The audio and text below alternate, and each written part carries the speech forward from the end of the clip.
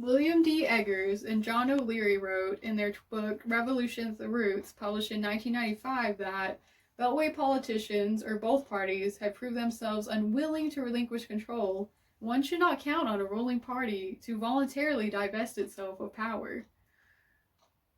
This is why today our proposition is that congressional term limits should be put into place. The U.S. Congress makes laws that influence our daily lives. That is why rotation of office is so important. If seniority is given precedence over merit or know-how, then the needs of the American people will not be met.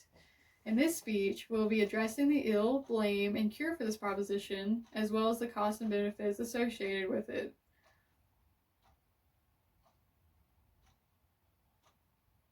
Not having term limits on Congress leads to a multitude of problems, such as members becoming alienated from the American people who they serve.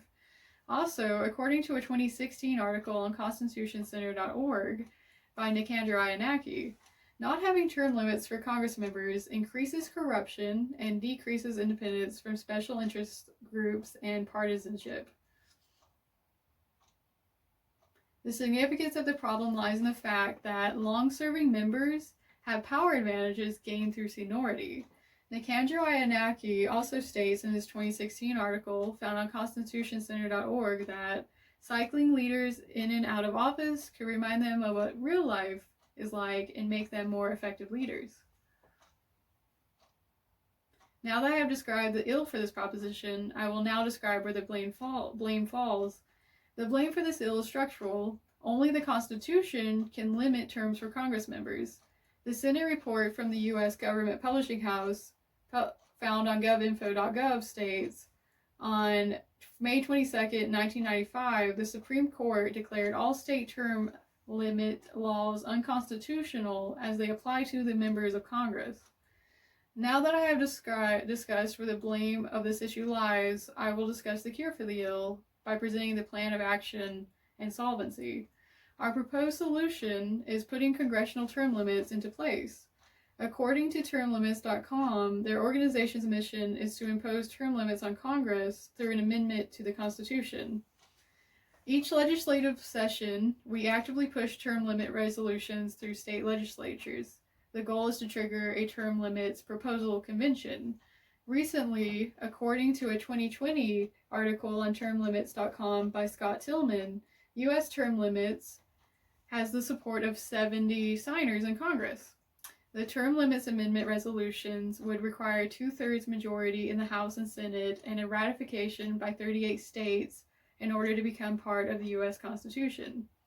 Since setting term limits would be to get those sworn into office, since setting term limits requires 2/3 majority in the House and Senate, the only way to set term limits would be to get those sworn into office to vote for term limits. This could possibly be accomplished by rallying more support around term limits by the American people with more petitions to influence the vote of those in office. Now that I have presented the plan of action, I will discuss the costs and benefits of this plan. Not rotating leadership is never a good idea.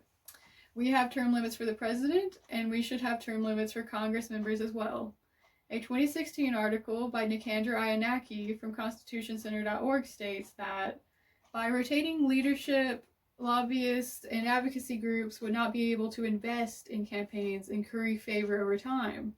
Plus, power tends to corrupt, so if power is limited, the thinking goes, so is corruption. Now that I have presented the plan of action, I will discuss the costs and benefits of this plan. In terms of benefits for this plan of action, by having a shorter amount of time in office, Congress members will be more motivated to accomplish more with their time, knowing that they don't have numerous years to accomplish their goals. According to crf.usa.org, updated on their website in 2020, elections would become more competitive, resulting in a Congress based more on merit than longevity. Since legislators would remain in office for relatively short periods of time, they would be more likely to make tough legislative choices and less likely to become dependent on special interest groups for campaign contributions. A cost of this plan of action would be new members not being able to keep up with legislation that has been proposed prior to their term in office. They may also not know exactly what they're doing without a couple years of practice. According to a 2018 article by Casey Bragatt on brookings.edu, limiting the number of term members of Congress would severely decrease congressional capacity, since the public is not best served if inexperienced members are making the policy choices with widespread, lasting effects. To counter that, a benefit of this plan of action would be fresh ideas from new people who are more likely to better understand the needs of the American people, since they haven't been in office as long. According to a 2020 article on Batana.org by Louise Gale, it would bring new ideas to the table. When the same people keep getting elected to Congress time and time again, the same debates happen over and over again. New perspectives can provide different types of influence that can inspire changes which may benefit the whole of society. In this speech, we have addressed the ill, blame, and cure for this proposition, as well as the costs and benefits associated with it. Congressional term limits should be put into place.